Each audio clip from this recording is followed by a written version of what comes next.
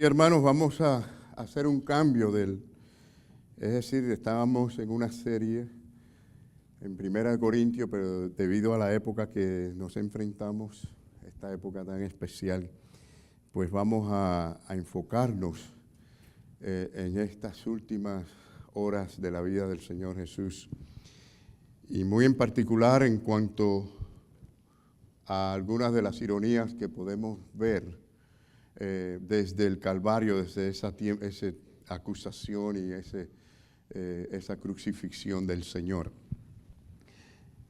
Hubo un rey en la historia que en términos generales fue un rey extraordinario. Este rey fue capaz de unir tribus, de fortalecer una nación, de establecer una dinastía. Fue un hombre valiente y en términos de lo que es militar, supo proteger la frontera, supo fortalecer al ejército y su mecanismo de defensa.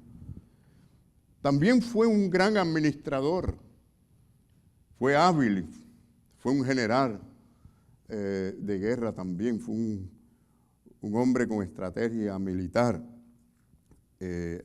o al menos lo alcanzó, lo fue aprendiendo con experiencia. Pero gobernó generalmente con justicia.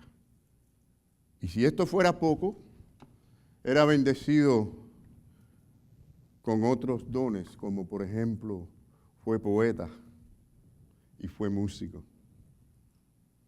Sin embargo, hacia la primera mitad de su vida, sedujo a una mujer que era su vecina, una mujer joven, atractiva, y quizás para entender mejor la perversidad de este delito, tenemos que recordarles a los hermanos, o nos recordamos que cuando se producen estos hechos, el marido de esta joven estaba precisamente en batalla como militar, sirviendo a su rey y sirviendo a la nación.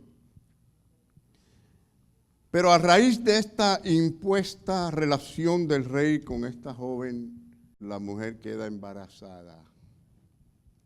Se complica la cosa, se complica la cosa.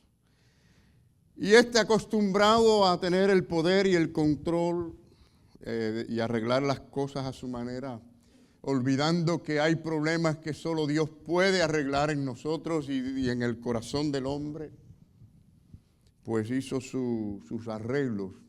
Pero cuando metemos la mano para arreglar lo que desarreglamos nosotros mismos, lo que hacemos es enredarnos más. ¿Saben de qué rey le estoy hablando? Del rey David. Del rey David. ¿Qué hizo David? Pues envió a un mensajero al frente de la batalla y pidiéndole, se le pedía al esposo de esa mujer a que regresara a la capital, de manera que se cogiera un getaway, como decimos aquí, una escapadita con su esposa y tuviera su luna de miel para él tapar el problema del embarazo. ¿Qué pasó? Sí, el joven militar vino, sí, regresó a la capital, pero ¿saben qué? No entró a donde estaba su mujer. Este hombre tenía unas cualidades increíbles que admiramos tremendamente y que carecen los hombres hoy en día de esto. Este hombre dijo, mientras mis hombres están allí dando su vida y peleando en batalla, yo no voy a estar de luna de miel con mi mujer. Y lo que este hombre vio que era indigno, quizás otros se hubieran dado el golpe en el pecho. Oye, soy privilegiado. ¿Cuántos de nosotros, si nos dan un break así, salimos corriendo enseguida? Pero este hombre dijo no, y lo que hizo fue dormir allí en el patio del Palacio Real para regresar en algún momento. ¿Qué les parece? Ahora se le complicó más la cosa a David, porque no se les arregló el asunto como él quería. Y el rey David, sabiendo entonces que ahora sería descubierto, envía un mensajero secreto o un mensaje secreto, no sé si uno o más mensajeros. El asunto es que se preparaba allí una trama, se organizaba una batalla de cierta manera, que cuando dieran una señal secreta, todo el mundo que sabía la señal secreta, menos ese hombre, respondía saliendo, huyendo, retrocediendo. ¿Y qué sucedió? Lo esperado. Aquel hombre tan fiel a su rey, a su nación, tan fiel a sus hombres, con una tremenda dignidad. Allí murió peleando él solo, lo dejaron solo. Terrible. Es una tremenda ironía, ¿no? Lo que estamos viendo aquí a la luz de lo que vamos a escuchar ahora. Porque, ¿saben? Nosotros pensamos que nos podemos esconder de Dios. Pensamos que Dios hay ciertas cosas que no ve. Y Dios está interesado en quienes realmente somos, en nuestros pensamientos, en nuestros deseos, en nuestra vida privada. Hasta allí entra el Señor. Mientras que el hombre se concentra en lo externo, en lo que las demás gente ven, Dios va más allá. Y claro que sabía todo, ¿no? ¿Y qué hizo Dios? Envió al profeta Natán a confrontar a David. Pero lo interesante de esta historia es en la manera en que se le acerca Natán para hacerle ver a David el gran pecado que ha cometido. Y él, bueno, voy a decir así como en esencia más o menos lo que sucedió, ¿no? Para no leer toda esa historia. Háganse la idea más o menos que llegó él ante el rey y le dijo: Su Majestad, me he enfrentado a una situación bastante difícil y necesito oír cuál es su consejo. Y él dijo: hay dos granjeros que son vecinos. Uno de ellos es muy rico y tiene muchas ovejas. Y el otro es muy pobre y nada más tiene una sola oveja. Y el granjero que es rico recibió la visita de algunas personas quizás conocidas y decidió que sus siervos fueran a la tierra de su vecino, robar a esa única ovejita que tenía para matarla y podérsela ofrecer en el banquete a sus visitantes. Muy sencilla la pregunta. Rey, ¿qué usted cree que debo de hacer? Claro que ya se sabía que había una injusticia allí, ¿no? Pero la pregunta tenía su propósito. ¿Y qué hace David? Miren conmigo la respuesta de David. En 2 de Samuel 12, ¿verdad? Dice David, bien furioso, dice: vive Jehová, que es digno de muerte el que tal hizo. Debe pagar 4 veces el valor de la cordera por haber hecho semejante cosa y no mostrar misericordia. Wow. Miren, David no se percató de la terrible y dolorosa ironía de esa respuesta de él. Allí estaba quedando desnudo delante de Dios y delante del rey sin él darse cuenta. Desde luego que Natán lo sabía. Por supuesto que el escritor Samuel, el profeta, lo entendió bien al escribir esto. Y Dios lo sabe todo. Dios lo sabe todo. Y ahora nosotros, que ya conocemos la historia y la vemos, pues también entendemos más o menos lo que está pasando. Dios sabía lo que estaba pasando, pero David no tenía una idea realmente del peso que tenían aquellas palabras que él decía. Terrible ironía de sus palabras. Qué interesante como la Biblia nos enseña desde el Antiguo Testamento al Nuevo y usa a veces las ironías para que entendamos grandes verdades. Pero cuando se complica la cosa ya, que viene el momento así, el choque o el shock. En 2 de Samuel 12:7 le dice el profeta, tú eres ese hombre. ¿Se imaginan la sorpresa de David? Tú tienes todas las riquezas, tú tienes todas las mujeres y fuiste a quitarle la única que tenía este hombre. Claro, y lo peor que hizo, que mató a su gran militar. Hermanos, todos sabemos lo que es una ironía, ¿no?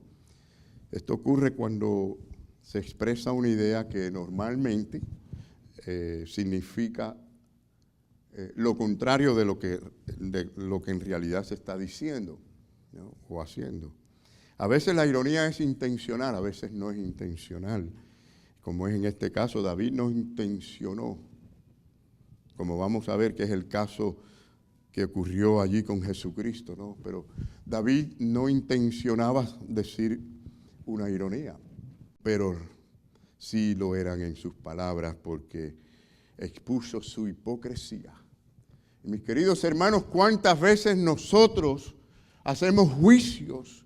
Somos muy sabios para poder juzgar y aplicar la Biblia en cuanto a lo que vemos en la vida de otras personas, pero no para aplicarla a nosotros mismos. Nos enfocamos mucho en lo exterior, cuando a Dios no le interesa tanto cuánto tú haces y qué haces, porque a Él nada de esto le impresiona, sino quién eres en tu corazón y en tu mente. Dios quiera que recibamos en nuestros corazones su palabra, así como tuvo que aprender David, aprendamos nosotros también. Con razón, Jesucristo dijo desde la cruz, Padre, perdónalos, porque no saben lo que hacen. ¿Cuántas ironías no ocurrieron allí, delante de aquella cruz? No sabían ni lo que decían ni de qué se burlaban realmente.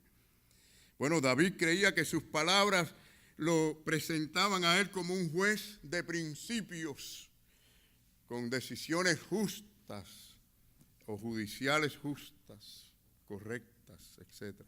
Pero a la luz de Dios, a la luz de la vida secreta, y que Dios lo ve todo, ¿verdad? Lo exponían su hipocresía y su pecado. Dios sabe lo que usted y yo pensamos hace 10 minutos.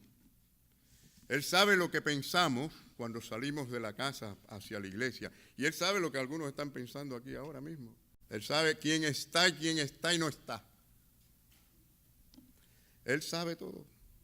Él sabe quién está preocupado por otras cosas exteriores y problemas y asuntos, y quién está interesado en su vida espiritual delante de Dios y buscando el rostro del Señor. Él sabe, Él es Dios, lo ve todo.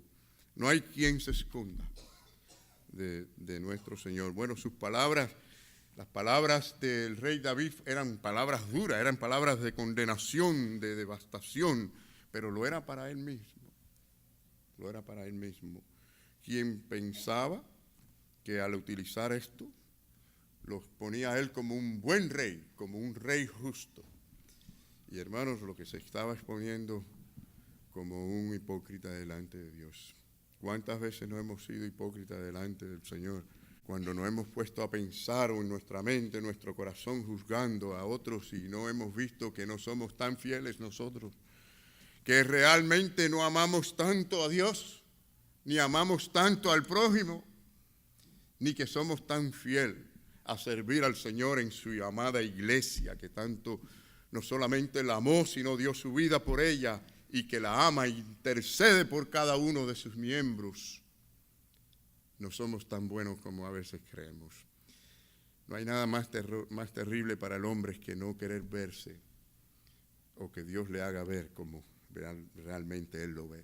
Si usted quiere transformación en su vida y que Dios le bendiga, mejor que nos enfoquemos en nuestro ser interior delante de Dios para que Él nos cambie y nos cambie con su palabra.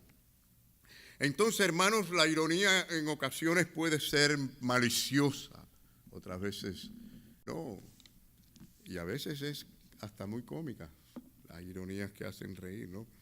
Pero sin embargo, la ironía tiene esa habilidad, o tiene ese potencial, yo diría, de hacer ver a los oyentes o a los testigos cuál es una situación en particular que de lo contrario no lo pudiéramos ver así, o no lo pudiéramos entender. Así que miren, de los escritores del Nuevo Testamento, hay dos de ellos que hicieron muy buen uso de las ironías en sus escritos. Me refiero a Mateo, precisamente, ¿no?, al que estamos mirando ahora, y también al apóstol Juan, quienes hicieron esto. Y Mateo pues está aquí en estos pasajes que vamos a ver más adelante, pero él desarrolla los hechos que suceden mientras que Jesús es crucificado o es condenado y azotado y crucificado. Es decir, lo hace exponiendo 4 enormes ironías que muestran realmente lo que está ocurriendo, qué es lo que realmente está ocurriendo. Si entendemos esa ironía, entendemos realmente lo que está sucediendo allí. De paso, les hago recordar que él hace un énfasis, que a pesar de que hay estas ironías, él hace un énfasis en que Jesucristo es verdaderamente el Hijo de Dios, el Rey de Reyes, Señor de Señores. Miren, es notable que Jesús había ganado la enemistad de los religiosos, o los líderes religiosos, mejor dicho, y los líderes políticos de aquel tiempo, porque estaban despreciando esa popularidad que Jesús había ganado. Y parece increíble que el imperio tan poderoso romano estuviera tan preocupado o se sintiera tan amenazado por un posible usurpador del rey. Pero por un lado estaban los judíos y por el otro los romanos buscando de alguna manera aplastar a Jesús. Por lo tanto, prepararon un juicio, lo arreglaron de la forma que lo hicieron para poderlo condenar y ejecutar, llevándolo a la crucifixión. Entonces aquí, en el texto donde comenzamos hoy, es decir, en Mateo 27, versículo 27, encontramos el relato que sucede, o sea, inmediatamente después de esa condenación o declarada condena al Señor. Y bueno, ustedes saben que en esa época no se esperaba un periodo largo para ejecutar a alguien. No es como hoy en día condenan a una persona a la silla eléctrica y esa persona está a veces años allí, a la gente se le olvida. Cuando van a llevarlo a sillas eléctricas, la gente dice, ¿y ese quién es ese? ¿Alguien se acuerda quién es esa persona, no? Pero en aquellos tiempos, y no hay que ir tan lejos, miren, aquí en este país hace 100 y tantos años le hacían el juicio a una persona en un día y si no ese día, al otro día lo ejecutaban, lo ahorcaban. O sea que los juicios no siempre han sido como lo vemos hoy en día. Y en aquel tiempo pues era así bastante rápido, asunto de varios días, ¿no? Mientras que Mateo relata esta historia, aprendemos a reflexionar sobre estas 4 ironías. Yo se las voy a decir rapidito, yo sé que la vamos a tratar de desglosar entre hoy, no sé hasta dónde lleguemos con el primer punto, pero tenemos el próximo domingo y tenemos el Viernes Santo. Entonces, fíjense, la primera cosa que vemos es que de quien se ríen o se burlan llamándole rey, es precisamente el rey. Qué ironía, ¿verdad, hermanos? Qué ironía, qué ironía. Y el desposeído de poder es precisamente el Todopoderoso. El que no podía salvarse a sí mismo es el que salvó al pecador. Podía salvar a los demás y lo hacía. El que sufría abandono total de Dios, de su Padre Celestial, confiaba en Dios y se sometía a su voluntad. Tremendo, ¿verdad? Yo creo que esto nos va a ayudar a captar con más seriedad las ironías que encontramos. A veces en la vida las vemos delante de nosotros en muchas maneras, pero nos enseñan, y mucho más en las Escrituras. Bueno, vamos a este primer punto y no les quiero, ya que la introducción ha tenido que ser un poquito elaborada, ¿no? pero es para que entendamos la importancia que tiene esta forma de enseñanza, ¿no? Y vemos primero a este hombre, a quien mofa, llamándole rey, porque le llamaban rey en el sentido con minúscula. Era el rey con mayúscula, el rey de reyes, señor de señores. Que ni por la mente les pasaba a ellos que Jesucristo era el creador del universo y el sustentador de él. Ni por la mente podían entender algo así. Bueno, ya lo habían azotado, lo habían interrogado, ¿no? Repetidamente le habían dado azotes.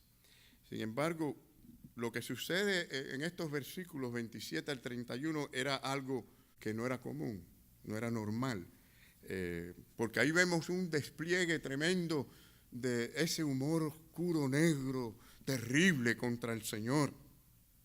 Esas burlas en las que le colocaron un manto escarlata como para que luciera o se pareciera a un rey.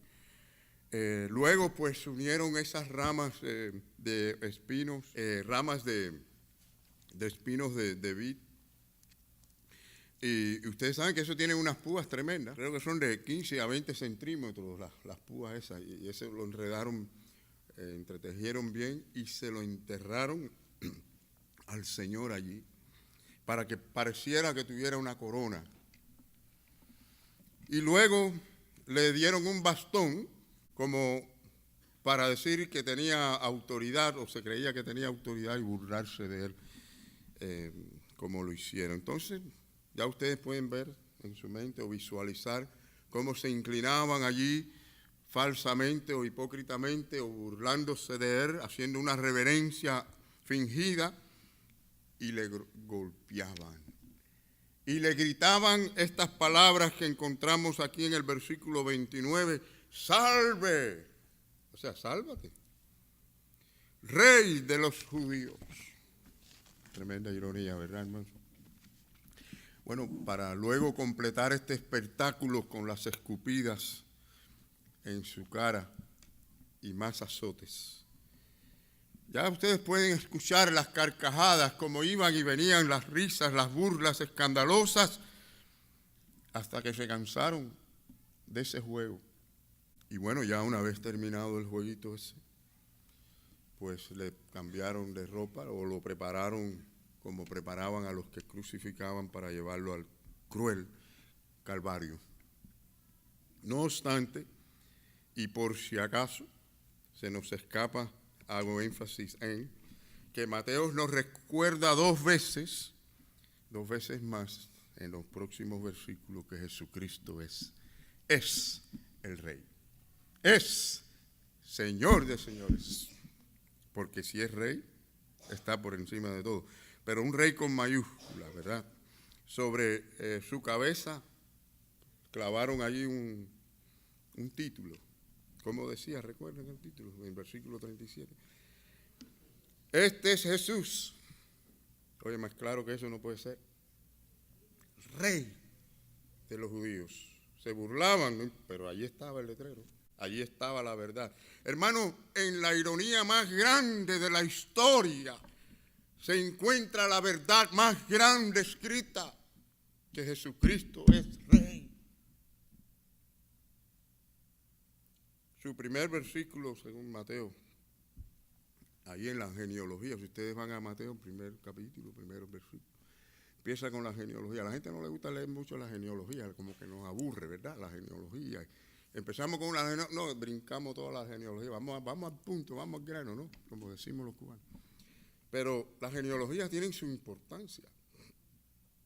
Y bueno, habla de esta genealogía de Jesucristo, hijo de David, hijo de Abraham. Presenta o se divide de manera breve, ¿no?, en 3 grupos de 14 generaciones. Interesante, ¿verdad?, que usa estos números. 3 grupos de 14. La parte central cubre toda la dinastía de David.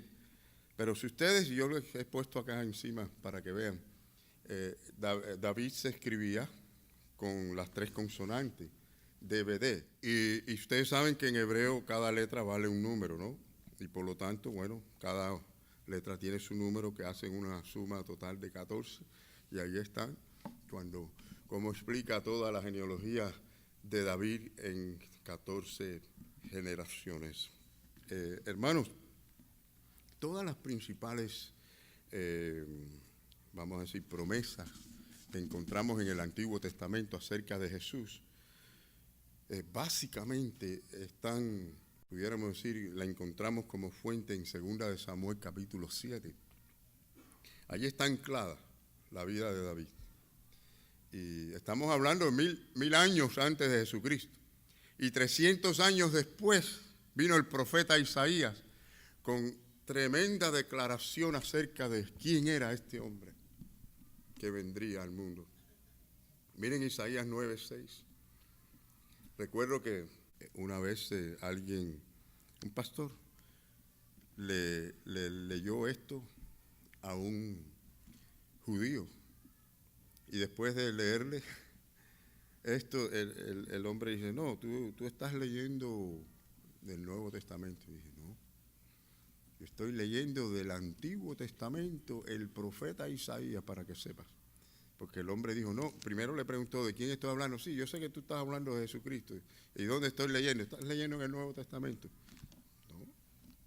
Isaías, capítulo 9:6, ¿qué dice? Que su nombre será ¿cómo? ¿Cuál será su nombre? Admirable. Aquí viene la parte que llega al corazón, a la mente, le habla al hombre, es personal, consejero. Pero ¿qué profeta se llama Dios fuerte? O se ha llamado Padre eterno. ¿Y qué me dice ahora? Príncipe de paz, el rey del universo, como decía el apóstol Pablo en los Colosenses, que todo fue hecho por él y para él. No solamente creó todas las cosas, sino que por él se sostienen todas las cosas. El capítulo inicial de Mateo, bueno, en el segundo capítulo ustedes recuerdan la historia de los magos. A mí me llama la atención todo esto porque veo que desde el comienzo de la historia, desde el nacimiento de Cristo, se habla acerca de él como rey. Y los magos precisamente llegaron preguntando, ¿dónde está? ¿Cómo es que preguntaron? ¿Dónde está el rey de los judíos que ha nacido? Y cuando muere Jesús, el rey de los judíos,